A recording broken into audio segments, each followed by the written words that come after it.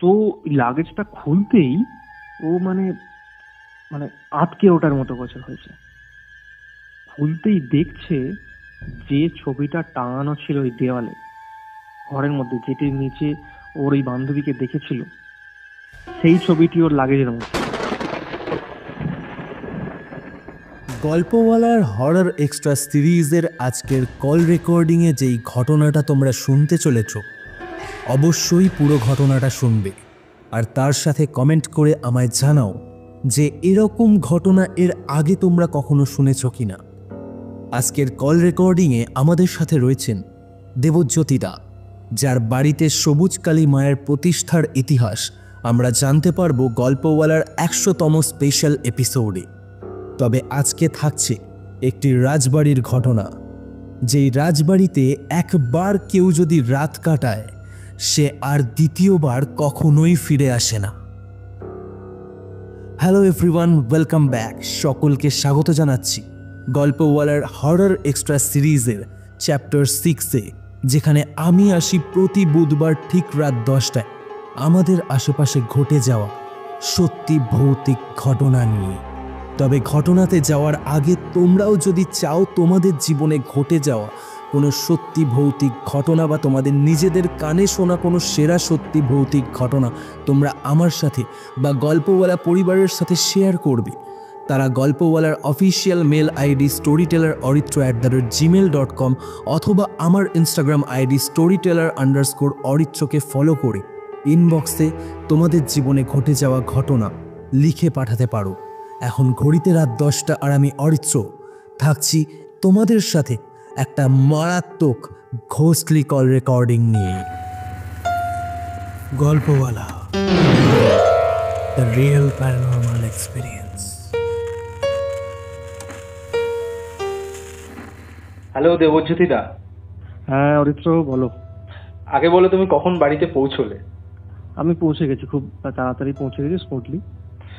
Basically এখন রাত্রি প্রায় 2:30 বাজতে চলেছে, আর আমরা আজকে এই রেকর্ডিংটা করতে চলেছি কিছুক্ষণ আগে, মোটামুটি 4-5 ঘন্টা আগে আমরা শ্যুটটা কমপ্লিট করলাম। যেই শ্যুটটা আজকে তোমার সাথে হলো, সত্যি কথা বলতে এত পাওয়ার প্যাকড একটা এপিসোড, যেটা গল্পওয়ালার 100তম এপিসোডে আসতে চলেছে। যে পডকাস্টটা তুমি আজকে দিয়ে গেলে, এটা আমার মনে হয় গল্পওয়ালার 2025-এ এখনো পর্যন্ত ওয়ান অফ দ্য বেস্ট ঘটনা তুমি দিয়েছো, one of the best conversation আজকে আমাদের মধ্যে হয়েছে। অডিয়েন্স জানতে পারবে যখন 100তম এপিসোডটা আসবে, তো তখনই আমরা ডিসাইড করব। এটা আমার কাছেও একটা খুবই মানে কি বলবো সৌভাগ্যের, যেটা তোমার আমাদের গল্পওয়ালা পরিবারের 100তম এপিসোডে আমি থাকছি সবার সঙ্গে। এটা আমার কাছেও একটা ভীষণ বড় পাওয়া। সত্যি কথা বলতে এটা তো প্রি ডিসাইডেড ছিল না। একদম। যখন আমি তোমার কাছ থেকে ঘটনাটা শুনলাম, আর 5টা পডকাস্টের মতোই আজকের পডকাস্ট আমরা শুট করেছিলাম, যখন তুমি ঘটনাটা বললে, পরবর্তী যেই সাবজেক্ট গুলো নিয়ে আমরা কথা বলেছি, সেগুলো জাস্ট মানে একটা পাওয়ার প্যাকড এপিসোড হয়েছে। তো তখনই আমরা ডিসাইড করি যে আগামীকালের যে হরর এক্সট্রা সিরিজের যে নতুন এপিসোডটা আসবে, সেখানে তোমারই একটা ঘটনা দিয়ে আমরা এপিসোডটায় যেখানে তুমি আমায় বললে রাজবাড়ির কথাটা, কি হয়েছিল একটু একদম শুরু থেকে বলো তো। একদম, যে ঘটনাটা আজকে আমি জানাবো সেটা হচ্ছে, তুমি জানো, সেটা হচ্ছে আমাদের পরিবারের একটা এতদিনের তন্ত্র চর্চা বা বিভিন্ন রকমের তন্ত্র গবেষণার একটা ইতিহাস আছে। তো সেই ক্ষেত্রে সেরকমই একটি কেস স্টাডি আমি আজকে বলবো। অ্যাকচুয়ালি বাড়িটার নাম হচ্ছে পিকনিক বাড়ি। এটা আমাদের এই গ্রামাঞ্চলের দিকে, এই বাড়িটার মধ্যে যারা বিভিন্ন জায়গা থেকে বাইরে থেকে এখানে পিকনিক করার জন্য আসে, মানে পুরনো বাড়ি, অনেকদিনের আগেকার বাড়ি, খুব যে বিরাট বড় আকারে তা নয়, কিন্তু বাড়িটার মধ্যে পিকনিক করার মতো খুব ভালো স্পট রয়েছে। সামনেটা একটা ফাঁকা জায়গা রয়েছে, মাঠ মতো রয়েছে। তো সেখানে অনেকে পিকনিক করতে আসে এবং আশেপাশের এলাকার লোকজনরাও আসে, মানে আশেপাশের এলাকা থেকেও যারা বিভিন্ন ক্লাব, বন্ধু বান্ধব, তারাও এসে, যা হয় গ্রামাঞ্চলেই তোমার 31st হোক বা এই যে শীতের যে ছুটিগুলো রয়েছে, এরকম পিকনিক করবার জন্য বাড়িটাকে ভীষণভাবে ব্যবহার করা হয়। তো এইরকমই ঘটনাটা যেটা ঘটে সেটা হচ্ছে, আমি একদম প্রথম থেকে তোমাকে বলি যে কি ঘটনাটা হয়েছিল। একদম একদম। এই ঘটনাটা ঘটে কলকাতা থেকে।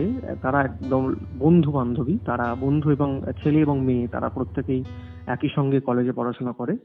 তারা কোথাও থেকেই বাড়িটার খোঁজ পায়। খোঁজ পেয়ে তারা এখানেতে পিকনিক করতে আসে, পিকনিক করার জন্য আসে।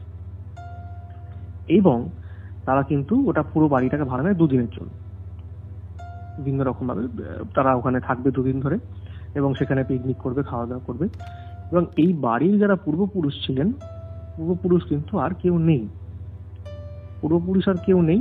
আর ওই মানে বাড়িটা এখন ওখানকার গ্রামেরই 2-1জন বাড়ি, যারা আগেকার দিনে সেই সময় ওই বাড়ির সঙ্গে খুব ভালো সখ্যতা ছিল বা বন্ধু বান্ধবের মধ্যে ছিল, ওই বাড়ির যারা পূর্বপুরুষ ছিলেন তাদের সঙ্গে ভালো সম্পর্ক ছিল, তাই ওনারাই এই বাড়িটা পুরোপুরি মানে কি বলবো দখল করে নেওয়া যেটাকে বলে সেটা করে নিয়েছেন। ওনারাই এই পিকনিক বাড়ি হিসাবে ভাড়া দেন। এবং ওনাদেরই বাড়ির একজন বয়স্ক মানুষ, উনি ওই কেয়ারটেকার ভাবে উনি থাকেন, এবং উনি খাবার দাবার জোগাড় করে দেওয়া থেকে শুরু করে রাঁধুনি ব্যবস্থা করে দেওয়া।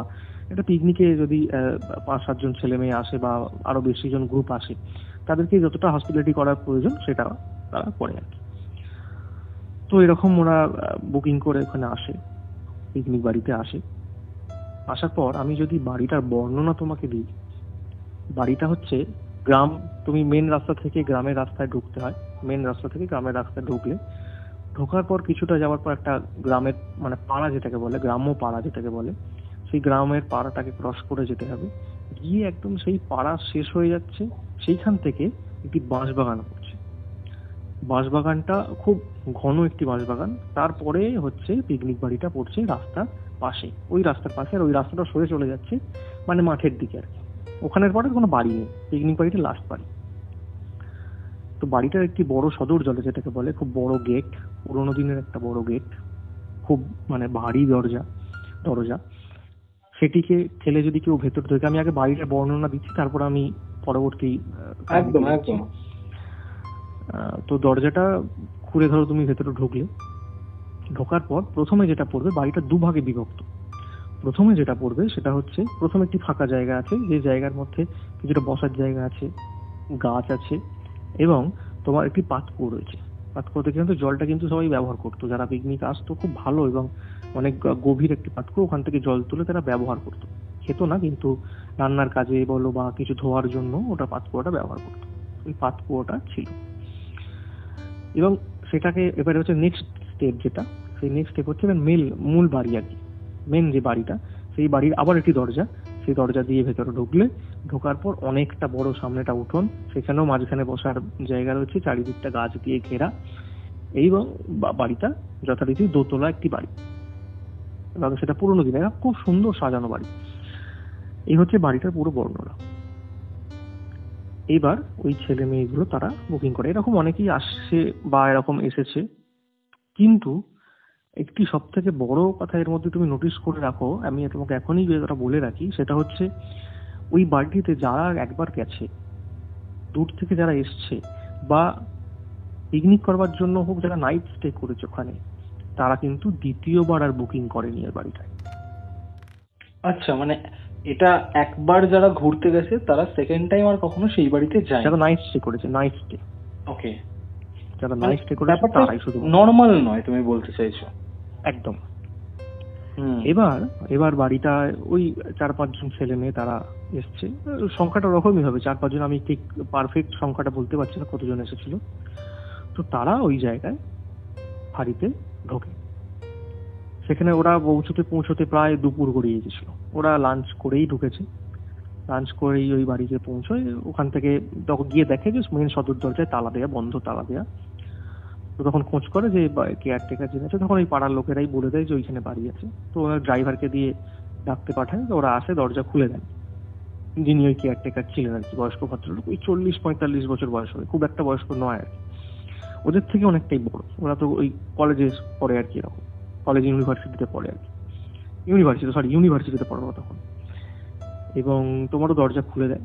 দরজা খুলে দেওয়ার পর ওরা প্রথমবার ঢুকেই একটা মানে মনে হয় গা ছমছম একটা ভাব ওরা বুঝতে পারে আর কি। ওদের মনের মধ্যেই হয় যে একটু গা ছমছম করছে বা একটু ভয় লাগছে, এরকম ওদের মনের মধ্যে হয়। ওরা বাড়ির মধ্যে তারপর ঢুকে যায়। ঢুকে যাওয়ার পর ওরা লাগেজ টাগেজ সমস্ত কিছু রেখে দেয়, ও রুমগুলো বুঝিয়ে দেয়, যে কেয়ারটেকার সে পুরো রুম টুমগুলো বুঝিয়ে দেয় যে তোমরা কোথায় কোথায় থাকবে না থাকবে, ওগুলো সব বুঝিয়ে দেওয়ার পর এবার সবাই সবার রুমে চলে যায়। বলে আমরা একটুখানি পরে তাহলে, উনি বলেন যে তার চাটা পাঠিয়ে দিচ্ছি, তারপরে আপনারা রাত্রে কি খাবেন এগুলো আয়োজন, ওগুলো নিয়ে আমি একটু হলে পরে আপনাদের সঙ্গে কথা বলে দিচ্ছি। বলে হ্যাঁ হ্যাঁ তুমি একটু পরে আসো, চাটা পাঠিয়ে দাও। বলে ও কিছুক্ষণ পর ওনারা ঘরে গেছেন, মানে যারা ছেলে মেয়েগুলো গেছে ওরা ঘরে গেছে। ঘরে যাওয়ার পর এই যে কেয়ারটেকার ভদ্রলোক মোটামুটি 15-20 মিনিট পরে উনি নিজেই প্রত্যেকের ঘরে চা দেওয়ার জন্য গেছে। চা দেওয়ার জন্য চাটা দেওয়া হয়ে গেছে। তারপরে উনি বলেন যে তোমরা কিছুক্ষণ পরে তাহলে একটু নিচে আসো, তো আমি কি কি তোমরা রাত্রে খাবে সেটা আমি বলে দেবো আর কি, মানে কথা আলোচনা করে তোমরা কি খাবে সেটা আমাকে জানাবে, আমি সেই মতো আয়োজন করে দেবো। বলে ঠিক আছে তোমরা চলে যাও, তুমি এসো, আমি যাচ্ছি আমরা। বলে ছেলেগুলো যে কজন ছেলে ছিল, 3টে ছেলে সম্ভবত, 2টো মেয়ে, 5 জন ছিল।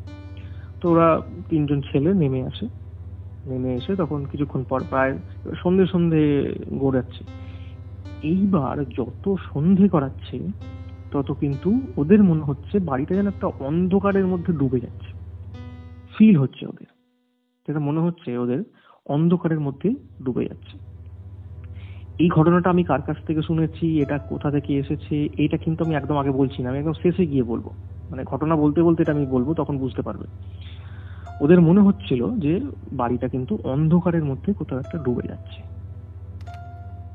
তো ওরা নিচে নেমে আসার পর ওই কেয়ারটেকার ভদ্রলোককে বলেন যে তাহলে রাত্রে আমরা কি খাবো? বলে আমরা প্রত্যেকে রুটি খাবো। বলে কি রুটির সঙ্গে কি দেওয়া হবে? বললো যে একটু মিক্স ভেজ করে দেবেন আর চিকেন।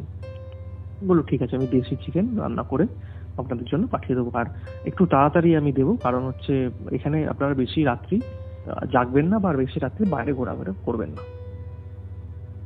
কথাটা নোটিস করো কি বললো ওই কেয়ারটেকার, যে বেশি রাত্রি পর্যন্ত বাইরে ঘোরাফেরা বা বেশি রাত্রি পর্যন্ত জাগা এটা করবে না। এটা ওদেরকে ছেলেগুলোকে বললো। ওই রাজবাড়ির কেয়ারটেকারই এটা বলেছিল, তাই তো? একদম রাজবাড়ির কেয়ারটেকারই বললো যে আমি তাড়াতাড়ি ডিনারটা দিয়ে দেবো, রান্না করিয়ে যে দেশি চিকেন বা মিক্স ভেজ রুটি এসব তাড়াতাড়ি দিয়ে দেবো, তোমরা কিন্তু বেশি কেউ রাত্রি করবে না, বাইরে ঘোরাফেরা করবে না। এবার অল্প বয়সের ছেলে, ওরা এইসবে তত গুরুত্বই দেয়নি এইসব কথাতে। তখন ওরা মনে মনে ভাবে যে দূর, আমরা তাহলে কি করতে এখানে এসেছি, রাত্রে তো জেগে থাকবো না, তো আমরা ঘুমোতে এসেছি নাকি এখানে।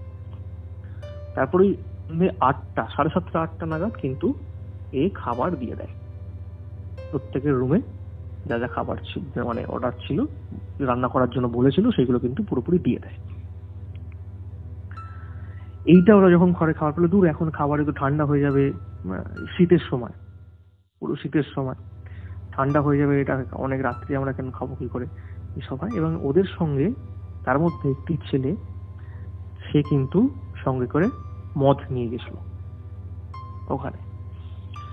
মেয়েগুলোর মধ্যে 2টো মেয়ে ছিল, তার মধ্যে একটি মেয়ে কিন্তু এইসব কিছু খাওয়া দাওয়া করে না, বা এই বলো নেশা করা বা এইসব কিছু করে না। এই ছেলে একটি মেয়ে, ওরা দুজনে কিন্তু মদ খায়, নেশা করে, ওরা ওই সমস্ত কিছু নেশা করতে শুরু করে বসে। এবং সেটা হচ্ছে ওই যে মূল বাড়ি যে বললাম যেখানে বসার জায়গা আছে, ফাঁকা মাঠ যে জায়গাটা, সেই জায়গায় বসে ওখানে ওরা ড্রিঙ্ক করতে শুরু করে।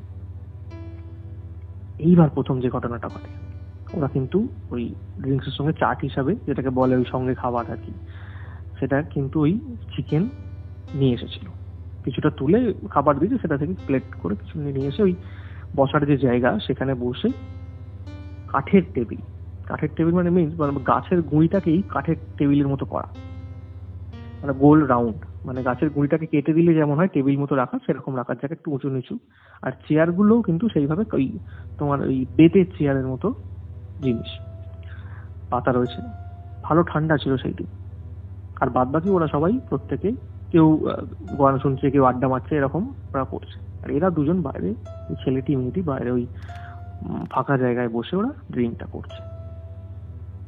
হঠাৎ করে ওদের মনে হলো, মানে হঠাৎ করে ওরা যে খাচ্ছে, খেতে খেতে চিকেনটা যতগুলো নিয়ে এসেছিল তার থেকে যেন মনে হলো কমে গেছে,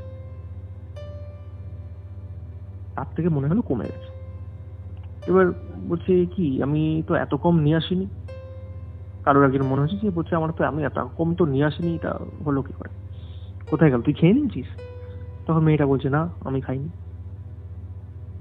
কিছুক্ষণ পর আবারও পরে দেখছে যে তাদের প্লেটেতে একটাও কোনো চিকেন নেই, একটাও চিকেন নেই। তখন ও রেগে গেছে, বলছে তুই তো খেয়ে নি। এই নিয়ে ওদের মধ্যে আবার আমাকে আনতে যেতে হবে, তুই খেয়ে নিছিস আর বলছিস যে আমি খাচ্ছি না। তো মানে মেয়েটা বলে, "না, আমি নিমেষের খাইনি।" মধ্যেই পুরো চিকেনটা ফাঁকা হয়ে গেল। একদম পুরো ফাঁকা হয়ে গেছে চিকেনের পিস অনলি, কিন্তু গ্রেভি বা আরো মানে যদি ওই অবশিষ্ট অংশ সেইগুলো নয়, কিন্তু চিকেনটা অনলি কিন্তু অবশ্যই মানে পুরো গায়েব। তখন ছেলেটা বলছে তুই এরকম খেয়ে নিচ্ছিস না, তুই বলছিস যে আমি খাইনি, অথচ খেয়ে নিচ্ছিস আর আমাকে আনতে যেতে হবে আবার, বস আমি গিয়ে আবার নিয়ে আস। বলে ছেলেটি আনতে গেছে চিকেন, আবার নিয়ে এসেছে কিছুটা, আবার সেম কেস। কিছুক্ষণ পর আবারও চিকেন গায়েব। যখন এরকম হলো তখন এবার মেয়েটা বলছে যে তুই খেয়ে নিলি।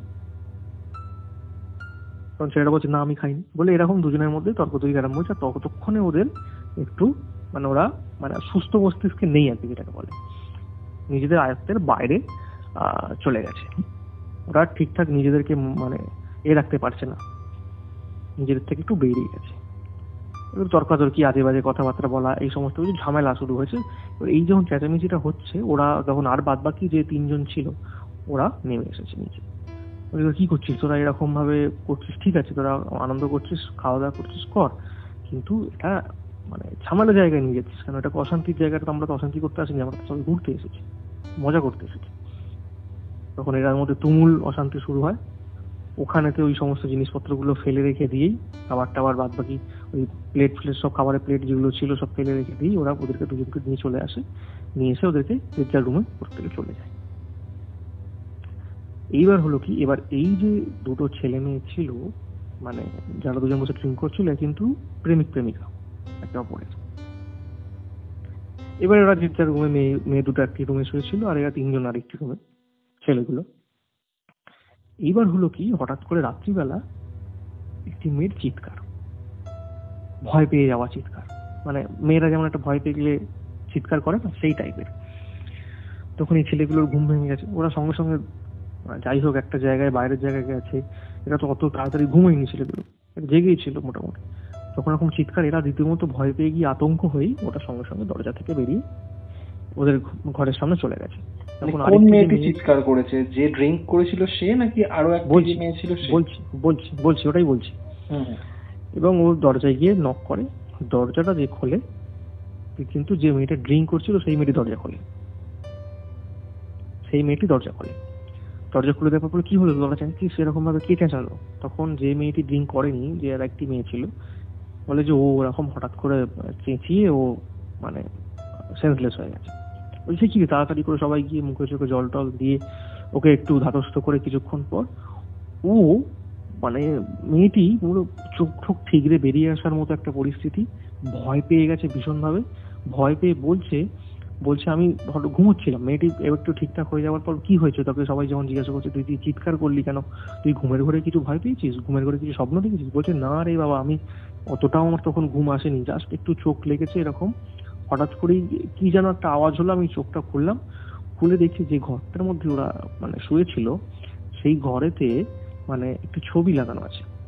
যে ঘরের ছবিটা লাগানো আছে ওই বাড়িরই কোনো পূর্বপুরুষ, কোনো কারোর মেয়ের ছবি একটি, সেই ছবিটা লাগানো ছিল। সেটা হচ্ছে তোমার ওই মানে হাতে প্রিন্ট করা, মানে হাতে আঁকা আর কি। সেই ছবিটা বলছে আমি ওই চোখটা খুলতেই আমার ওই ছবিটার দিকে চোখ গেল।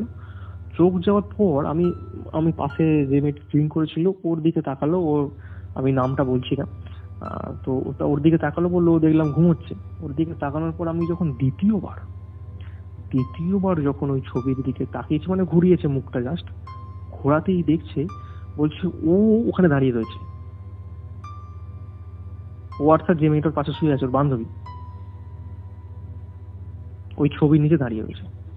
কিন্তু ওর বান্ধবী তো ওর পাশেই শুয়েছিল, পাশে শুয়ে আছে, জাস্ট বাঁ দিকে তাকিয়েছে, বাঁ পাশে শুয়ে আছে, বাঁ পাশে বা ডান পাশ করে একটা যায়, যেদিকেই হোক পাশে শুয়ে আছে, তাকিয়ে যখন ও মুখটা তুলেছে ছবির দিকে তাকিয়েছে, দেখছি ছবির নিচে ঘরের মধ্যখানে ওই দাঁড়িয়ে রয়েছে। সাংঘাতিক ব্যাপার তো। ওইটা দেখি ও চিৎকার করেছে, চিৎকার করে অজ্ঞান হয়ে গেছে, আর কিছু জানে না ও। ও বলছে তখন ওকে আর কি করে বলেছে যে আরে নেশা করেছে তো ও, তুই এরকম উল্টো পাল্টা বকছিস কেন? বলছে তোরা বিশ্বাস করছিস না, এটা কিন্তু আমি দেখেছি, আমি কিন্তু ঘুমোই না, আমি ঘুমের চোখে আমার এটা কোনো হ্যালুসিনেশন নয়, আমি কিন্তু এটা দেখেছি। তখন ওর কথা কেউ বিশ্বাস করেনি। বলছে তুই ঘুমো, তুই জার্নি করে এসেছিস, তারপর এর একটা নতুন জায়গা, এরকম পুরোনো বাড়ি, সেই জন্য তোর একটা কোথাও না কোথাও গিয়ে তুই ভুল দেখেছিস। তখন ওকে বুঝিয়ে বাজিয়ে যা হোক করে বুঝিয়ে ঘুমোতে পাঠিয়ে দেয়। ও আবার দুজনে ঘুমিয়ে পড়ে। সেই দিন সকালটা কেটে যায়, সেদিন সকালটা পুরোপুরি কেটে যায়। পরদিন মানে দ্বিতীয় দিন, যেদিনকে ওরা চলে আসবে আর কি, রাত্রে ওরা মানে দুপুরের লাঞ্চ করে বিকেল পর্যন্ত কাটিয়ে ওরা ওখান থেকে বেরিয়ে আসবে, রাত্রের মধ্যে ওরা বাড়ি ফিরে চলে কলকাতা ফিরে যাবে। তো দ্বিতীয় দিন সকাল হয়েছে, কেয়ারটেকার ভদ্রলোক এসেছেন। আসার পর উনি কিন্তু দেখেছেন ওই যে ফাঁকা যে জায়গাটা যেখানে বসে ড্রিঙ্ক করছিল, ওখানে ওই মদের বোতল এবং খাওয়া দাওয়ার যে প্লেটগুলো, সেই প্লেটগুলো পড়ে রয়েছে। তখন উনি চা দিতে এসে বলেন যে আপনারা ওখানে এইসব ফেলে রেখে দিয়েছেন, আপনাদেরকে তো বারণ করেছিলাম রাত্রের পর কেউ বেরোবেন না, আপনারা ঘরে থাকবেন বা ওপরেই থাকবেন, আপনারা নিচে কেউ বেরোবেন না, মানে বেরোবে না তোমরা। যেহেতু বয়সে ছোট তাই তুমি করেই কথা বলছিলাম যে বেরোবে না, তোমরা তাও বেরিয়েছিলে কেন? তখন ওরা একটু উল্টো পাল্টা কথা বলে লোকটাকে, কেয়ারটেকারটাকে, যে আমরা কি এখানে মানে মানে ভয়ের মধ্যে ঘরে ঢুকে থাকতে এসেছি, নাকি আমরা এখানে তাড়াতাড়ি ঘুমিয়ে থাকতে এসেছি? আমরা তো মজা করতে এসেছি এখানে, আমরা বুকিং করেছি, পুরো বাড়িটা এখন আমাদের, দুদিনের পর্যন্ত, আপনি সব কথা বলছেন কেন? তখন ভদ্রলোক বলেন যে আপনাদের সাবধানের জন্য বললাম, বলে উনি চলে এসেছেন। উনি দেখছেন এদেরকে বুঝিয়ে লাভ নেই, এরা মানে বেঁকে যাওয়া ছেলে মেয়ে আর কি, এরা অতটা বুঝবে না, ভালো কথা বলে রেখে লাভ নেই। তারপরে দোষের কথা হয় যে আপনারা ব্রেকফাস্ট আপনাদেরকে দিয়ে দেওয়া হবে, কিছুক্ষণ পর ব্রেকফাস্ট করবেন। এইবার আপনি ওই ভদ্রলোক নেমে এসে যে ওর আরেকজন যে ওর হেল্পার ছিল তাকে দিয়ে প্লেটগুলো পরিষ্কার করাতে যাবে, এমন সময় ওই ছেলেগুলোর মধ্যে ওর কিন্তু কারোর একজনের খুব মাথায় চিন্তা ঢুকেছিল আগের দিন রাত্রের ঘটনাটা, তার আগে বিকেলবেলা ওই কেয়ারটেকারে সাবধান করে দেওয়াটা যে তোমার যে ওখানে রাত্রিবেলা ঘোরাফেরা করবে না বা ঘরের মধ্যে থাকবে, এইটা রাত্রিবেলা ওই মেয়েটার ওই কাহিনীটা যেটা হলো, এবং তারপর দিন সকালবেলা এসে এর এতটা জোর দিয়ে বলা যে তোমাদেরকে তো বারণ করেছিলাম তাও কেন তোমরা বেরিয়েছো বা ওখানে ওইসব করেছো কেন, এইটা কোথাও না কোথাও গিয়ে ওদের মধ্যে একটি ছেলের কিন্তু মাথায় এটা ঘুরছিল। ও ওদের সঙ্গে সঙ্গে সঙ্গে নেমে এসেছে, মানে অর্থাৎ ওই যে কেয়ারটেকার তার সঙ্গে সঙ্গেই নেমে এসেছে। নেমে এসে ওই মাঝখানে মাঠের দিকে যাচ্ছে যেখানে ওই খাওয়া দাওয়ার টেবিলে এগুলো পড়েছিল, ওগুলো পরিষ্কার করাবে বলে। তখন গিয়ে বলেন, ডাকেন যে আচ্ছা আপনি এরকম বললেন কেন বলছেন? কিছু তো একটা কারণ আছে, রাত্রিবেলা এটা তো ঘেরা একটা এত বড় ঘেরা জায়গা, এখানে কোনো আশপাশ থেকে কোনো জন্তু জানোয়ার আসতে পারে না বা কোনো কিছু নেই, আপনি কিসের জন্য বলছেন? চোর ডাকাত গ্রামের দিকে কি আমাদের সঙ্গে কিছু লুটপাট করে নেবে এরকম জন্য বলছেন? তখন কেয়ারটেকার ভদ্রলোক বলছেন না, পরে বলবো, এখন ও কিছু নয়, তোমরা তো চলে যাবে আজকে, ও কিছু নয়, আমি এমনি বলেছিলাম রাত্রিবেলা। এইটা কিন্তু ও বিশ্বাস হয়নি, ছেলেটার বিশ্বাস হয়নি কেয়ারটেকারের কথাটা। ও বুঝতেই পারলো পরিষ্কার যে কেয়ারটেকার কিন্তু কথাটা ঘুরিয়ে দিল, বলতে চাইলো না। এইবার ও যেটা দেখলো, মানে যে জিনিসটা দেখলো সেটা কিন্তু অবাক করা ওর কাছে হলো। সেটা হচ্ছে ও সন্ধ্যেবেলা এটা নোটিস করেছিল, রাত্রে নোটিস করেছিল যে ওরা যে খাচ্ছিল ওখানে, নেশা করছিল, ড্রিঙ্ক করছিল, ওই বোতলে কিন্তু অনেকটাই ওয়াইন ছিল। যখন ঝগড়া করতে করতে ওটা চলে যায়, অনেকটা, আমি আগেও বললাম যে অনেক সব পড়েছিল ওখানে জিনিসগুলো, বাসনপত্র সবটাই, ওয়াইন কিন্তু ছিল বোতলের মধ্যে। ও দেখলো বোতলটা কিন্তু সম্পূর্ণ ফাঁকা সকালবেলা। এটাও অবাক হয়ে যায়, বললো কি হলো, আমি তো কালকে রাত্রে দেখেছিলাম এটাকে যে এটা তো ছিল, ওরা তো পুরোটা খায়নি। এবং প্লেটগুলো আশ্চর্যভাবে মনে হবে যেন ধোয়া মাজা, কেউ চেটে খেয়ে নিয়েছে মনে হবে, জাস্ট কেউ চেটে খেয়ে নিয়েছে।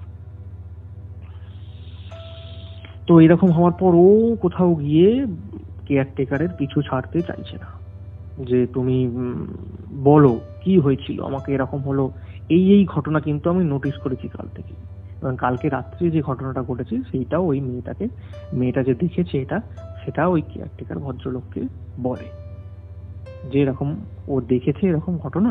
তো কি ব্যাপারটা কি? তখন কেয়ারটেকার ভদ্রলোক বলে যে তুমি দুপুরবেলা খাওয়া দাওয়ার পর আমার সঙ্গে তুমি আমাদের বাড়ি থেকে বেরিয়ে একটুখানি এগিয়ে যাবে, মানে গ্রামের দিকে এগিয়ে যাবে, পাড়ার এদিকে থেকে তো মাঠ চলে যাচ্ছে, সোজা চলে গেলে মাঠ চলে যাচ্ছে, তুমি ব্যাকে যাবে, মানে ওদের পাড়ার দিকে যাবে, ওখানে আমরা বসে, মাছা আছে একটা, ওখানে বসে আমি তোমাকে বলবো, এখানে বলা যাবে না। বললো ঠিক আছে। ওর তো মনে একটু মানে হচ্ছে যে জানতে হবে আমাকে। এরা এবার বাদ বাকি চারজন ওরা নিজের মতো আনন্দ করছে, মজা করছে, ওরা ওদের মতো করছে। দুপুরবেলা কিন্তু খাওয়া দাওয়া যথারীতি সময় মিটে গেছে, দুপুরবেলার খাবার মিটে গেছে। এবার তাদের মধ্যে ওই ছেলেটির নাম হচ্ছে অর্ণব। অর্ণব ওখান থেকে ওর মনে মনে ছিল যে আমি কেয়ারটেকারের সঙ্গে দেখা করবো। কেয়ারটেকারের সঙ্গে খাওয়া দাওয়া মিটেছে, কেয়ারটেকারকে সঙ্গে নিয়ে বলে তুমি আমাকে সঙ্গে করে নিয়ে চলো, এবং আমরা তো কিছুক্ষণ পরই, ঘন্টা দুয়েক পরই তো বেরিয়ে যাবো বিকেলের মধ্যে, তুমি এক্ষুনি চলো আমাকে মানে বাইরে গিয়ে বলবে, এখানে যখন বলবে না বলছো তুমি ওখানে গিয়ে বলবে চলো। বলে ওরা গিয়ে একটা মানে পাড়ার মধ্যখানেই মাছা যেটাকে বলে আর কি, বাঁশ দিয়ে করা হয়, বাঁশ ভেঙে বসার জায়গা, সেখানে বসে দুজনে বসে। ও তখন ভদ্রলোককে সিগারেট দিতে চায় স্মোক করার জন্য। ভদ্রলোক বলে আমি বিড়ি খাচ্ছি, বিড়ি খাই না, বলে এই দুজনে স্মোক করতে করতে বলো এবার কি হয়েছিল, যে কেন ওরকম জিনিসটা দেখেছিল। কেয়ারটেকার ভদ্রলোক পুরো যাবতীয় কেন সাবধান করেছিল সেটা কিন্তু ওকে বলে দেয়, অর্ণবকে বলে দেয়। কি বলেছিল ওটা আমি লাস্টে বলবো, এখন বললে পুরো ব্যাপারটা তুমি ঘেঁটে যাবে, বুঝতে পারবে না। কি বলেছিল এটা আমি বলছি না। অর্ণব কিন্তু পুরো বিষয়টা জেনে গেল ওখানেতে, যে কেন ওকে সাবধান হওয়ার কথা বলছিল। অর্ণব ওখান থেকে চলে আসা খুবই ভয় এবং চিন্তিত। যে কথাটা অর্ণব শুনেছিল ওটা যে কেউ শুনলে তার মনে কিন্তু, আমি তোমাকে এটাকেও বলতে পারি যে ওখানে 1 মিনিটও কারোর থাকার সাহস হবে না। এইরকম কথা অর্ণব জেনে গিয়েছিল কেয়ারটেকারের কাছ থেকে। তো ফিরে এসে এরা সব গিয়ে এসে দেখে সবাই ব্যাগ ট্যাগ সব গুছিয়ে নিচ্ছে, ওরা ওখান থেকে বেরিয়ে যাবে। এবার কিছুক্ষণ পরেই গাড়িও এসে গেছে ওদেরকে নিতে আসার জন্য, মানে গাড়িটা নিতে এসে গেছে বলতে ওরা মানে আজ থেকে লোকাল থেকে আসার গাড়িটাকে, মানে আসার গাড়িতে ওরা গাড়ি করে কলকাতা থেকে এসেছিল, দিয়ে গাড়িটাকে ছেড়ে দিয়েছে, দিয়ে এখান থেকে লোকাল একটি গাড়ি ওরা ভাড়া করে দিয়েছিল, অর্থাৎ ওই ভদ্রলোক কেয়ারটেকার ভদ্রলোকই ভাড়া করে দিয়েছিল, যে গাড়িটা করে ওরা ফিরে যাবে আর কি। সেই গাড়িও চলে এসেছে। এরা সমস্ত গোছগাছ করছে, ব্যাগ ট্যাগ গুছোচ্ছে। ব্যাগ ট্যাগ গুছানোর পর সমস্ত ওই দুটো মেয়ের মধ্যে যারা যে মেয়েটি নেশা করেছিল এবং যে মেয়েটি নেশা করেনি, ওরাও সব ব্যাগ ট্যাগ সব গুছিয়ে নিয়েছে। ব্যাগ ট্যাগ গুছিয়ে নেওয়ার পর ওরা প্রত্যেকে গাড়িতে সমস্ত কিছু লাগেজ সব তুলে দিয়েছে। এবার ওরা বেরিয়ে যাবে। হালকা সন্ধে ভাব হয়েছে এরকম। এবার যেটা হলো সেটা কিন্তু খুব ভয়ের একটা ব্যাপার। হঠাৎ করে ওরা গাড়িতে উঠেছে, গাড়িটা ওই বাড়ির ভেতর থেকে কোনো রকম ভাবে স্টার্ট নিচ্ছে না, কোনো রকম ভাবে গাড়িটা স্টার্ট নিচ্ছে না। ড্রাইভার বেরিয়ে এসে পুরো গাড়িটাকে ঠিকঠাক করলো, দেখলো, চেক করলো, কোনো প্রবলেম নেই, হচ্ছে না। তখন ওদেরকে ছেলেগুলোকে বলে একটু ধাক্কা দিন। ওরা ছেলেগুলো নেমে এসে ধাক্কা দিচ্ছে। কেয়ারটেকারের সঙ্গে যে ছেলেটা ঘর ঝাঁট পড়ছে, ওই থালা বাসন ধোয়া এইসব কাজ করছিল, ওরা সবাই মিলে গাড়িটাকে ধাক্কা দিয়ে বাড়ির ভেতর থেকে বার করে রাস্তার ওপর নিয়ে এলো। রাস্তার ওপর নিয়ে আসতেই কিন্তু তারপরে স্টার্টটা নিয়ে নেয়। অবাক করা কাণ্ডটা শোনো, তারপরে কিন্তু স্টার্টটা নিয়ে নেয়। স্টার্ট নিয়ে নেওয়ার পর ওরা ওখান থেকে গাড়ি করে ওঠে। গাড়ি করে ওঠার পর কিছুটা যায়, জাস্ট কিছুটা গিয়ে ওই যে মেয়েটি ছিল, যে মেয়েটির আগের দিন রাত্রে যে মেয়েটি দেখেছিল, ভয় পেয়েছিল, চিৎকার করেছিল, সেই মেয়েটির হঠাৎ করে ঠান্ডা লাগতে শুরু করে, যে আমার খুব মানে জ্বর আসছে, আমার খুব জ্বর আসছে। আমি ওই জ্যাকেটটা, শীতকাল তো, জ্যাকেটটা ওর লাগেজের মধ্যেই ছিল, আমি তো ভুলে গেছি। বলছে একটু গাড়ি থেকে আমার লাগেজটা নামাতে হবে উপর থেকে। তো গাড়ি যথারীতি সাইড করে দিয়েছে, সাইড করে, গ্রামের রাস্তা তো, সাইড করে দিয়েছে। সাইড করার পর গাড়ি থেকে নেমেছে সবাই, নেমে ও এবার লাগেজটা একটা ছেলে নামিয়ে দিয়েছে উপর থেকে। নামিয়ে দেওয়ার পর যা ও নিজস্ব লাগেজটা, মেয়ের লাগেজ ছেলে খুলে দিতে পারে না, ও আবার নেমে এসে কষ্ট করে নেমে এসে, জ্বর এসে গেছে, কষ্ট করে নেমে এসে লাগেজটা জাস্ট খুলেছে। তো লাগেজটা খুলতেই ও মানে আটকে ওঠার মতো বছর হয়েছে। খুলতেই দেখছে যে ছবিটা টাঙানো ছিল ওই দেওয়ালে ঘরের মধ্যে, যেটির নিচে ওর ওই বান্ধবীকে দেখেছিল, সেই ছবিটি ওর লাগেজের মধ্যে। কি বলছো? সেই ছবিটা ওর লাগেজের মধ্যে। ও তো ভয় পেয়ে গেছে, রীতিমতো ভয় পেয়ে গেছে। এবার সবাই বলছে কি হলো, ভয় পেয়ে গেছিস? মানে ও তো একে জ্বর অবস্থা, আবার ওরকম আটকে উঠেছে ভয়। সবাই বলছে এই ছবিটা তুই নিয়ে এসেছিস কেন? ছবিটা নিয়ে কি করবি তুই? এটা বলেছিস, বলে নিয়ে এসেছিস না? ও বলছে আরে বাবা আমি ছবিটা নিই না, আমি তো ওইটা দেখেই তো ভয় পেয়ে যাচ্ছি, আটকে গেছি উঠছি, এটা কি করে সম্ভব? আমি তো নিজে হাতে ব্যাগ গুছিয়ে নিজে হাতে নিয়ে এসে এই জায়গায় ভরলাম। বললো তুই কখন ভরেছিস? কেউ ঢোকাবে তোর সঙ্গে? কেউ বলছে তোরা কেউ নিশ্চয়ই ঢুকিয়ে দিচ্ছে আমাকে ভয় দেখানোর জন্য।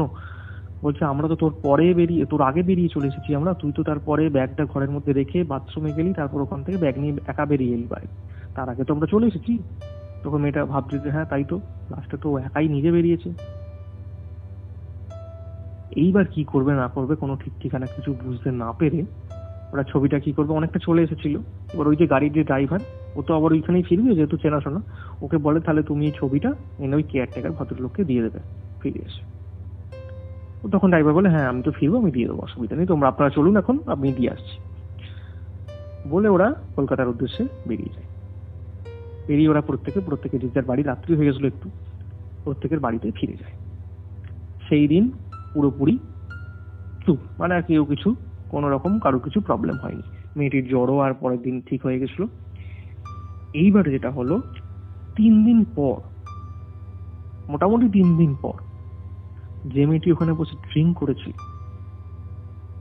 সে ফিল করতে শুরু করলো ও মানে ঘরের মধ্যে ঘুমোচ্ছে, মনে হচ্ছে ওর ঠিক ওর গায়ে কেউ জিভ দিয়ে চেটে দিচ্ছে,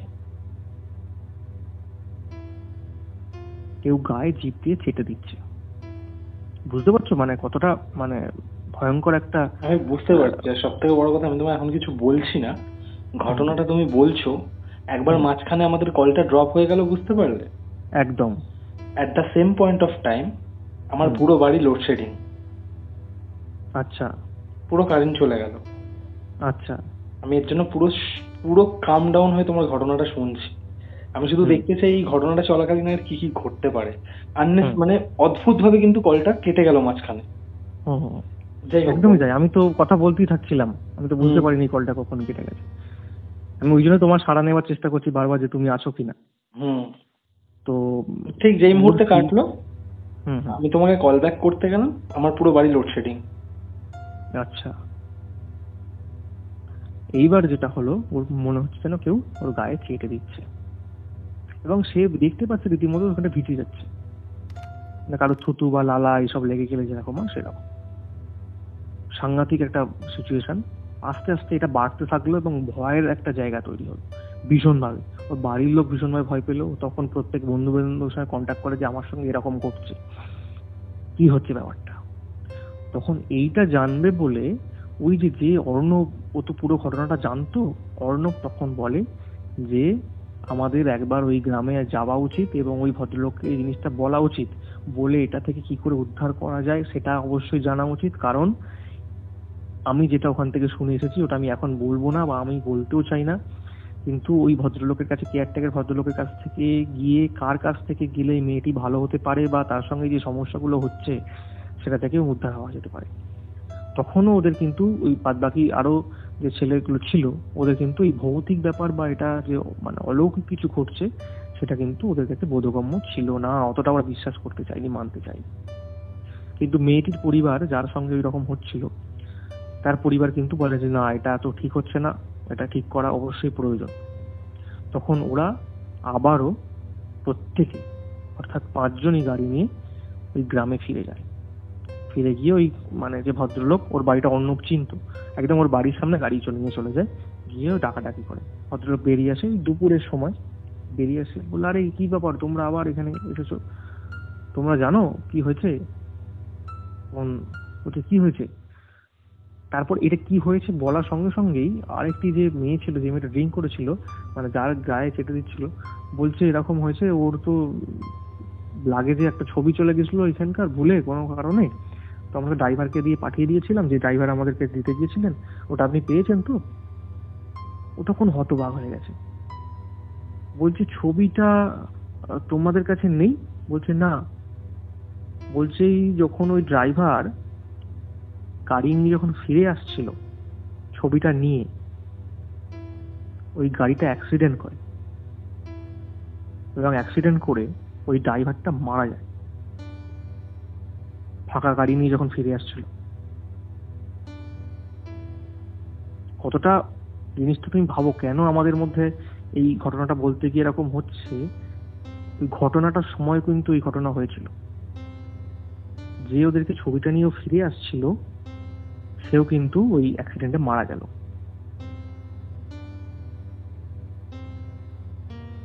তো এরকম একটা মানে পরিস্থিতি, ওরা তো ভয়া মানে পুরো ঘটনা আমাকে বলেন যে এরকম হয়েছে, মেয়েটার সঙ্গে এরকম ঘটছে।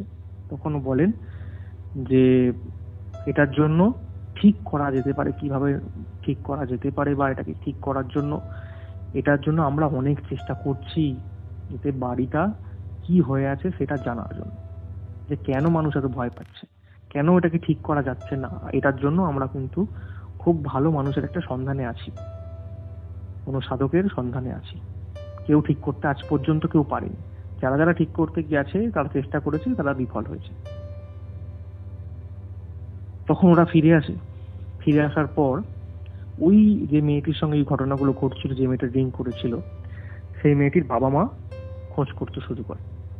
খোঁজ করতে করতে করতে করতে ওরা যেটা সন্ধান পায় সেটা হচ্ছে আমার বাবার সন্ধান পায়। কেউ একজন ওনাকে বলেছিলেন যে এরকম আসার কথা, আমার বাবার কাছে আসার কথা। তো তারা তার মেয়েকে নিয়ে, বাবা এবং মা তার ওই মেয়েটিকে নিয়ে আসে আমাদের মন্দিরে, সবুজ কালী মায়ের মন্দিরে আসে। আসার পর বাবা ওনাকে দেখেন, দেখার পর যাবতীয় যেটুকু করার, আমি ওগুলো বলছি না, কি করেছিলেন উনি তন্ত্রের বা ঠিক করার জন্য কি করেছিলেন। যেহেতু তুমি সবুজ কালী মায়ের উল্লেখটা এখানেই করলে, আমি বলতে চাই যারা এই সবুজ কালী মায়ের সম্পর্কে জানতে চায় তারা যেন অবশ্যই গল্প বলার 100তম এপিসোডটা দেখে, কারণ সেখানে সবুজ কালী মায়ের ইতিহাস, কিভাবে তার সৃষ্টি, সবকিছু তুমি শেয়ার করেছো। একদম। তো ওখানেতে বাবা ওই ক্রিয়া করে দেন। ক্রিয়া করে দেওয়ার পর ওনাকে একটা প্রোটেকশনের জন্য জিনিস দেন মেয়েটিকে। সেই মেয়েটি সেটা নিয়ে চলে যায়, বাড়ি চলে যায়। তারপর থেকে মেয়েটা কিন্তু পুরোপুরিভাবে সুস্থ, মেয়েটা পুরোপুরিভাবে সুস্থ। এবার অর্ণব তো ওর সঙ্গে, ওই কেয়ারটেকার, তার সঙ্গে কিন্তু যোগাযোগে ছিল। এবার অর্ণব যখন জানতে পারে যে মেয়েটি পুরোপুরি সুস্থ হয়ে যায়, তখন অর্ণব সোজাসুজি চলে যায় ওই কেয়ারটেকারের কাছে। কেয়ারটেকার ভদ্রলোককে নিয়ে ও সোজা বাবার কাছে আসে, মানে অর্থাৎ আমার বাবার কাছে সবুজ কালী মায়ের মন্দিরে আসে, যে বাড়িটার ব্যাপারটা নিয়ে। অর্ণব তো জানতো পুরো ঘটনাটা। তখন এসে পুরোপুরি জিনিসটা কনফেস হয়। এবার বলি, এইবার আমি বলবো তোমাকে যে অর্ণব কি কি জেনেছিল, বা ওই বাড়িটায় কেন এরকম হয়। ওই বাড়িটায় বলা হচ্ছে, ওই বাড়িটায় যারা ওই বাড়ির আগে মালিক ছিল আর কি, পূর্বপুরুষ ছিল ওই বাড়ির উত্তরাধিকার, মানে যারা অধিকারী ছিল বাড়িটার মালিক যারা, তাদের একটি মাত্র কন্যা সন্তান ছিল, আর কোনো কিন্তু ওদের সন্তান ছিল না, একটি মাত্র কন্যা সন্তান। সেই কন্যা সন্তানটি, মেয়েটি যখন 18-19 বছর বয়স, তখন ওই গ্রামেরই পাশের একটি গ্রামের অন্য লো কাস্ট, মানে নিচু, মানে যেটাকে বলে ওই গ্রামের দিকে যারা থাকে অনেকে, লো কাস্টের একটি ছেলের সঙ্গে সম্পর্ক রাখে, মানে যেটা হচ্ছে ওই মানে সাঁওতাল কমিউনিটি আর কি। সেই ছেলেটির সঙ্গে মেয়েটি সম্পর্ক রাখে। আর এরা কিন্তু ছিল, এই যে পিকনিক বাড়ি, এটা কিন্তু ব্রাহ্মণ বাড়ি, ব্রাহ্মণদের বাড়ি ছিল, মেয়েটি ব্রাহ্মণ ছিল। তাই বুঝতেই পারছো, গ্রামের দিকে একটা ব্রাহ্মণ বাড়ির মেয়ে সে সাঁওতাল ছেলের সঙ্গে সম্পর্ক রেখেছে বা সম্পর্ক রাখছে, এটা ওরা কিন্তু মেনে নেয়। যার কারণে মেয়েটির ওপর বাধা দেয়া, বাইরে বেরোনো থেকে শুরু করে এরা সব অনেক কিছু করতো, এই সবগুলো কিন্তু করতো। তখন মেয়েটি বাবা মায়ের মানে বাধার মুখে পড়ে খুব ভেঙে পড়ে যখন বুঝতে পারে যে আমার সঙ্গে এই সম্পর্কটা ম্যাচিওর করবে না, বা কোনোভাবেই মানে বাড়িতে মেনে নেবে না, মেয়েটি ওই যে পাতকুয়ো, যেটা প্রথম সদরজার, আমি প্রথম যখন বাড়িটার বর্ণনা দিচ্ছিলাম তোমাকে, তোমার নিশ্চয়ই মনে আছে যে প্রথম মেন যে সদর দরজার গেট, সেই গেট থেকে ঢুকেই হচ্ছে প্রথম যে বাড়ির প্রথম যে পোর্শন, সেইখানে কিন্তু একটি চৌবাচ্চা, মানে পাতকুয়ো ছিল, যে জলটা ব্যবহার করতো সবাই। সেই পাতকুয়োয় কিন্তু ঝাঁপ দিয়ে আত্মহত্যা করে মেয়েটি। পরদিন মেয়েটির ডেড বডি ওই পাতকুয়ো থেকে তোলা হয়। এই খবর শোনার পর ওই সাঁওতাল ছেলেটিও কিন্তু ওদের গ্রামেরই একটি বট গাছে গলায় দড়ি দিয়ে আত্মহত্যা করে। অর্থাৎ ছেলে এবং মেয়ে দুজনেই কিন্তু মারা গিয়েছিল। তার পরবর্তীকালে বাড়ি যে তার বাবা মা, বাড়িতে যারা একটা মাত্র মেয়ে সন্তান, সেই রকম ভাবে মারা গেল। তারা নিজেদেরকে একটু দোষী মনে করলো, দোষী মনে করে বাড়িটা মানে ছেড়ে দিয়েই ওরা ওখান থেকে চলে যায়। তারা কোথায় চলে গেল তার কিন্তু আর এরা হদিসই জানে না, যার কারণে একটু দখল হয়ে গেছিল বাড়িটা। মানে ওরাই দখল করে নিয়েছিল আর কি, ওরাই দেখাশোনা করতো, ওদেরই হয়ে গেছিল বাড়িটা। এই হচ্ছে পুরো বৃত্তান্ত। তখন এটা বাবার কাছে এসে ওরা কনফেস করে। এটাই অর্ণবকে ওই কেয়ারটেকারও বলেছিল। তখন বাবা বলেন যে ঠিক আছে, এই ব্যাপারটা কি হচ্ছে এটা তো দেখতে হবে, এটা দেখার বিষয় রয়েছে। তখন বাবা আমাকে পাঠান যে তুমি একবার গিয়ে জায়গাটা বা বাড়িটা দেখে এসো। আমার বাড়ি থেকে ওটা খুব 1 ঘন্টা, বাইকে খুব বেশি হলে 1 ঘন্টা লাগবে গেলে। আমি সেইখানে যাই। আমার সঙ্গে আমার একটি ভাগনাকে সঙ্গে করে নিয়ে গেছিলাম। সেই ছেলেটি ছোট, আর আমারও তখন বয়স, আমিও তখন ওই মানে কলেজ পাস করে, সবাই কলেজ পাস করেছি এরকম একটা সময়। আমিও গেলাম বাইক নিয়ে। আর শীতেরই সময় কিছুটা, তখন শীত ছেড়ে যাচ্ছে, মানে ফেব্রুয়ারি মানে তোমার জানুয়ারির শেষ দিকে, ফেব্রুয়ারির ফার্স্ট উইক জানুয়ারির শেষ দিকে এরকম একটা সময়। হালকা হালকা শীত রয়েছে, ভালো রকম রয়েছে।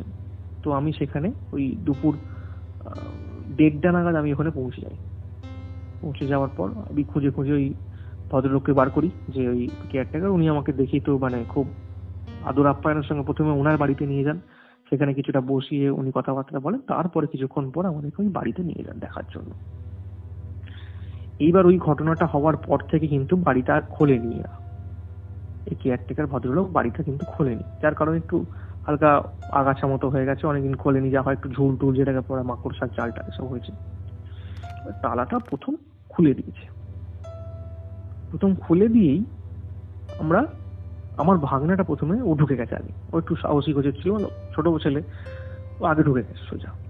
ও ঢুকে গিয়ে ঘোরাফেরা করছে, একটু হালকা হালকা ঘাস টাস বেড়ে গেছে অনেকটাই, ও ঘোরাফেরা করছে।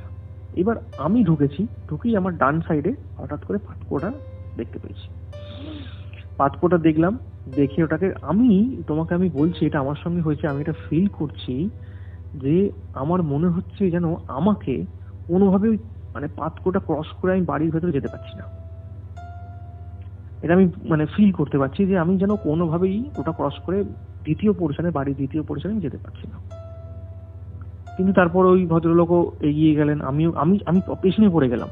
আমি দ্বিতীয় ছিলাম, অর্থাৎ প্রথমে আমার ভাগনা ঢুকেছে, দ্বিতীয় আমি, আমার পিছনে ছিল হচ্ছে ওই ভদ্রলোক কেয়ারটেকার, উনি পিছনে ছিলেন, উনিও আমাকে ক্রস করে বেরিয়েছেন। আমি যেন যেতে পারছি না কিছুতেই ওই পাথরটাকে অ্যাভয়েড করে। তারপরে ওনাদের সঙ্গে আমি গেলাম, ভেতরে ঢুকলাম। আমি কিন্তু বাড়ির ভেতরে ঢুকিনি, আমি নিচে থেকেই পুরো ব্যাপারটা দেখলাম। দেখার পরে এবার যখন বেরিয়ে আসছি, আমি কিছুতেই, তোমাকে বলছি অরিত্র, আমি কিছুতেই বাড়ি থেকে বেরোতে পারছিলাম না। বাড়ি থেকে বেরোতে পারছিলে না মানে? মনে হচ্ছে আমি পাতকুয়োতে চলে যাই, পাতকুয়োতে নামি। আমাকে এরকম আমার এইরকম ফিলিংস মানে হয়নি বলতে গেলে, তখনও হয়নি কোনোদিন আমার এরকম ফিলিংস। যখন যে সময়ের কথা বলছি, আমি অতটা ওই বিষয়টা থেকে অবগত ছিলাম না যে এরকম হতে পারে বলে। মানে আমার মনে হচ্ছে, আমি তোমাকে বলছি, আমার একদম সেই দিনের কথাটা মনে পড়ে যাচ্ছে। আমার মনে হচ্ছে আমাকে পাতকুয়োর কেউ টানছে, যাওয়ার জন্য কেউ ইনসিস্ট করছে, ধাক্কা দিচ্ছে, যাও ওইদিকে যাও, পাতকুয়োর দিকে যাও। আমার কোথাও একটা গিয়ে মনে হলো যে কিছু একটা গন্ডগোল হচ্ছে, এবং বাবা ওখানে যাওয়ার আগে আমাকে যে বন্ধনী করে দিয়েছিলেন, সেটাকে এই যে মন্ত্র আমাকে জপ করার জন্য বলেছিলেন, আমি প্রথমে সেটা করেই ঢুকেছিলাম, যদিও আমি আবারও সেটা কিন্তু জপ করতে থাকি।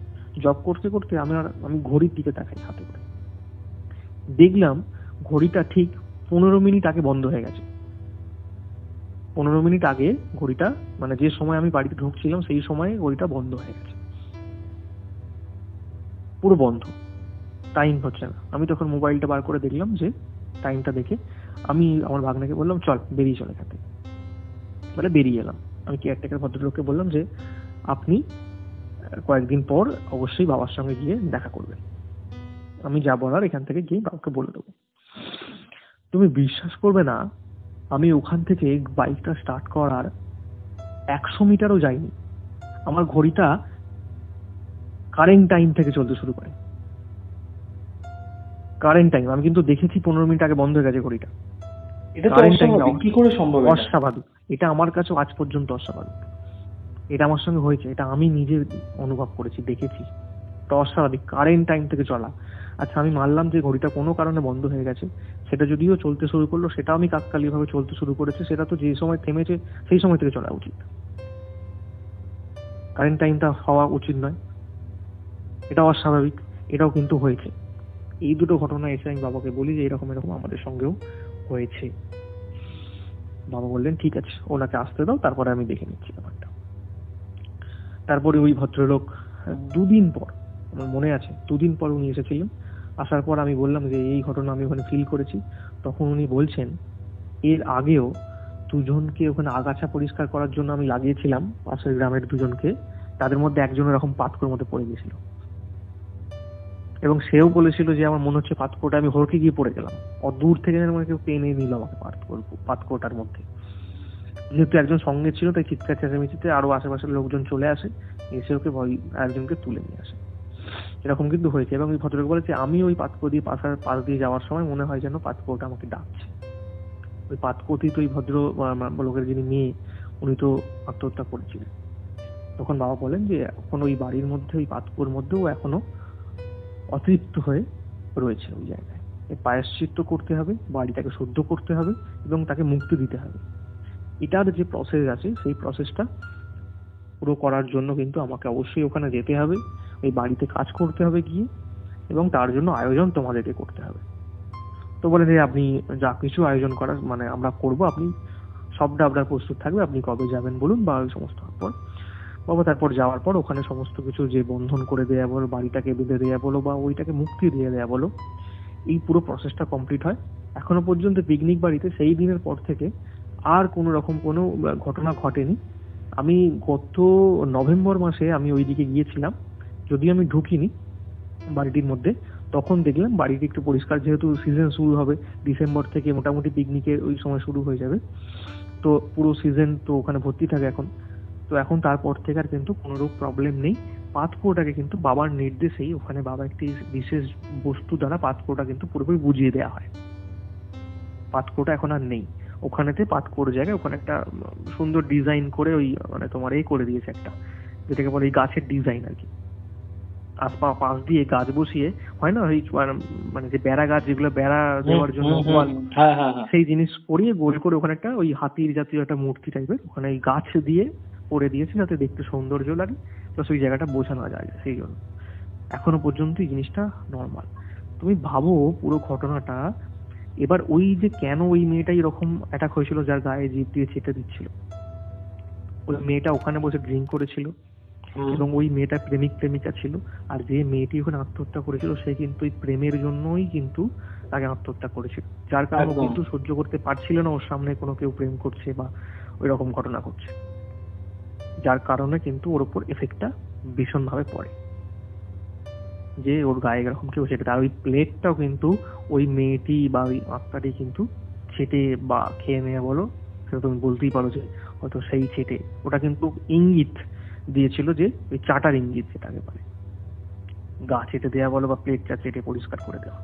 নাহলে একটা প্লেট যতই কুকুরে খেলেও তারও একটু অবশিষ্ট লেগে থাকে, যদি কুকুর বা কোনো পশু পাখিও যদি ঢোকে, সেটা যদি ওই প্লেটটা পরিষ্কার করে হয় সেটারও অবশিষ্ট কিছু লেগে থাকবে। কিন্তু প্লেটটা খুব সেই অর্থে পরিষ্কার অবস্থায় ছিল, সেই ইন্ডিকেশনটা দেওয়ার চেষ্টা করেছিল যে তোমার ওই ও চেটে দেওয়ার একটা প্রবণতা। এই ছিল আজকের ওখানকার ওই পুতুল পিকনিক বাড়ির কেস।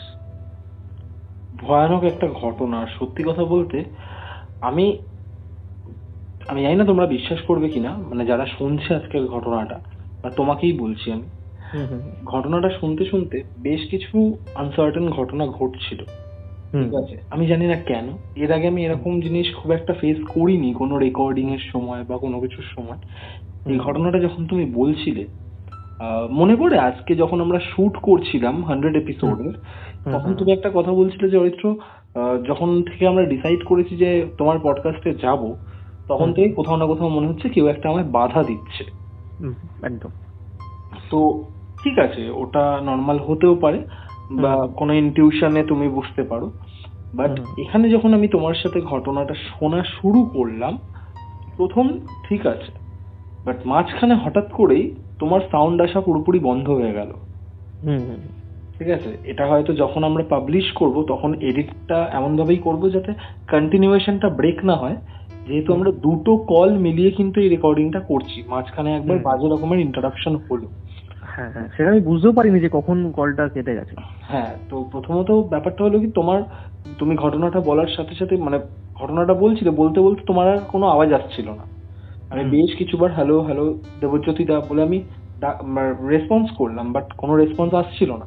তো তারপর দেখলাম নিজে থেকেই কলটা কেটে গেল, এটা এক। দেন আমি যখন তোমায় কল ব্যাক করলাম, কল ব্যাক করার সাথে সাথে আমার পুরো বাড়ি লোডশেডিং হয়ে গেল। এবার এখন বাজে রাত্রি প্রায় 3:15 থেকে 20। ঠিক আছে, আমি বাইরে বেরিয়ে দেখতেও পারছি না যে শুধু আমার বাড়িতেই লোডশেডিং না, পুরো এলাকায় লোডশেডিং। ঠিক আছে, তোমার এখনো মানে লাইন আসেনি? না, আমি পুরো লোডশেডিং অন্ধকার ঘরের মধ্যে বসে আমি তোমার কাছ থেকে ঘটনাটা শুনছিলাম। আমার লিটারালি প্রত্যেকটা মুহূর্তে গুজবাম্পস দিচ্ছিল ঘটনাটা শোনার সময়। তো সেই কারণে আমি চুপ করেই শুনছিলাম। আমি মাঝখানে আমি কোনো কথা বলিনি, দু একবারই জিজ্ঞেস করছিলাম যেখানে আমার একটু বুঝতে সমস্যা হচ্ছিল, তো তখন আমি তোমায় জিজ্ঞেস করছিলাম। তো মারাত্মক ছিল কিন্তু এই ঘটনাটাও। এবং তোমার একটি কথা বলি, যদি খুব তোমার নেগেটিভিটি কিছু মনে হয় তো তুমি সবুজ কালী মায়ের নাম করো, মাকে মন দিয়ে ডাকো, একটু ডাকো, জানাও। আশা করছি তোমার ওই জায়গার ভয়ের যে বদ্ধ পরিবেশ সেটা কেটে যাবে। ইনফ্যাক্ট দেখো, যেহেতু আমি প্রতিনিয়ত হনুমানজির পুজো করি, ঠিক আছে, মনের মধ্যে ভয় সৃষ্টি হলেও আমি কখনো সেই ভয়টাকে প্রশ্রয় দিই না, কারণ ভয়কে প্রশ্রয় দিলে সেই ভয় কিন্তু আরো চেপে বসে। একদম, আমি প্রশ্রয়টা দিই না, তো সেদিক থেকে আমি চিন্তা করছি না। কারণ আজকে যখন তুমি বললে তখনও আমি এটাই বললাম যে দেখা যাবে, কেউ যদি বাধা সৃষ্টি করেও থাকে তো দেখা যাবে।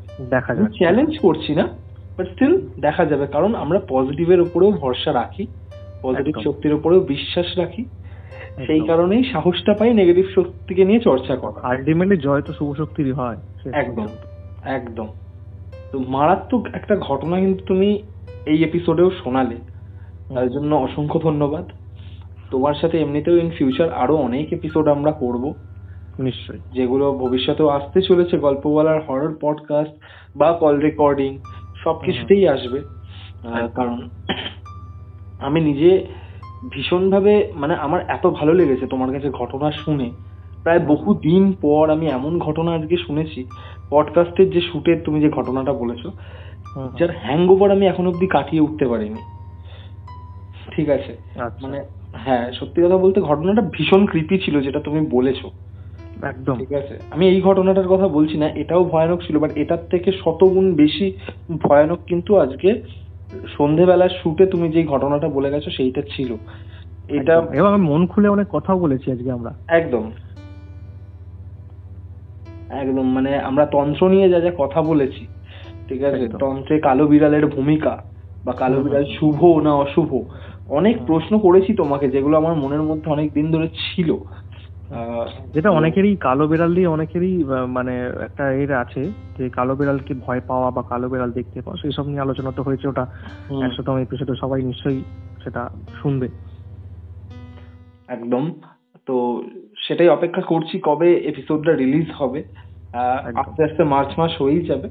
বাট গল্প বলাতে তুমি যে দুখানা ঘটনা দিলে, দুটোই জাস্ট আউটস্ট্যান্ডিং। মানে আমি লিটারালি ভীষণ ভয় পেয়েছি।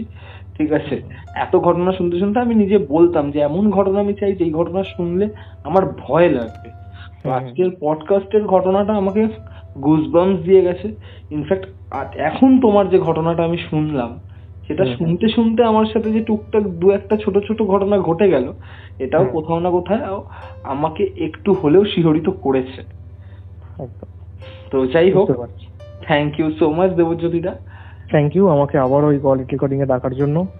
ওকেও থ্যাংক ইউ। ইন ফিউচার আবার কথা হবে, দেখা হবে, নিশ্চয়ই ঘটনা শোনা হবে, আরো অনেক বিষয় আমরা কথা বলবো। একদম একদম। গল্পওয়ালা, দ্য রিয়েল প্যারানর্মাল এক্সপিরিয়েন্স। তো কেমন লাগলো আজকের ঘটনা?